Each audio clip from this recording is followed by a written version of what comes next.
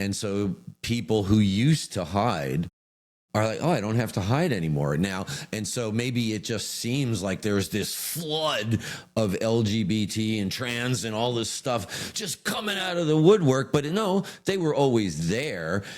It was just the, oh, you turn the lights on now. And you saw them. They were always in the room.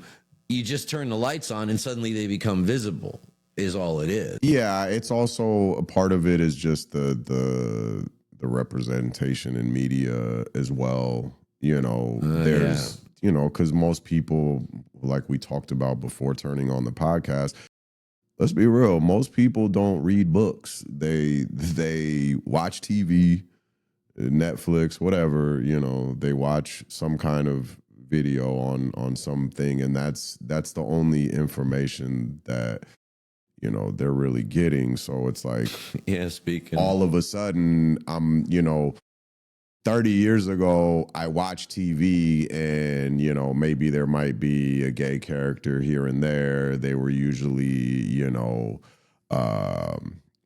at least in the sense of like the gay male characters, they were usually very effeminate, and a lot of times they were played off for laughs. You know, it was like a joke or whatever. They were. Well, yeah, 30 years ago, they started putting gay characters, but that's exactly what it was. They were a caricature. They weren't like a fully developed human being, and they were always like the source of the joke, the humor. Was always between the way that you interacted with the gay character. You know, and as once that started, I mean, and you go back even further, there was really no gay characters, right? So now in 2025, you know, there's more media. It's still generally, you know, white dominated or straight, you know, heterosexual dominated stories, but there's more representation for, you know, LGBT community. So it feels like, oh, it's everywhere, but it's like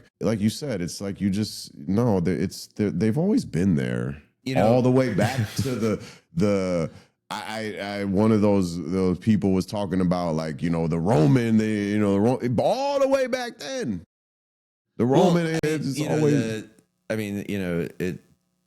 As far as like the presence of homosexuality or alternate non-heterosexual behavior, historically it's been everywhere, and different cultures have different ways of expressing it.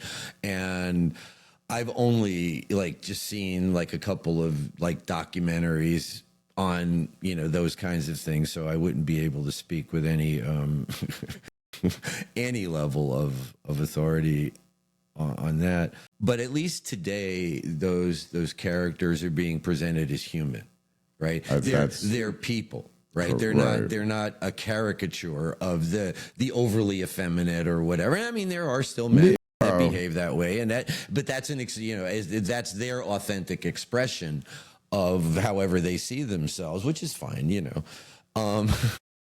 But I was thinking in terms, and I'm sure this is wrong. It's just the way my mind works sometimes. You know how it is. But, you know, we've talked about how, like, when you buy a new car, you're looking at a car and you want to have something that's unique. You know, it's like, you know, nobody else, not a lot of these on the road kind of thing. And so you've shopped, you've done all your due diligence, and then you buy that car. And as you're driving it home, you see they're like all over the place.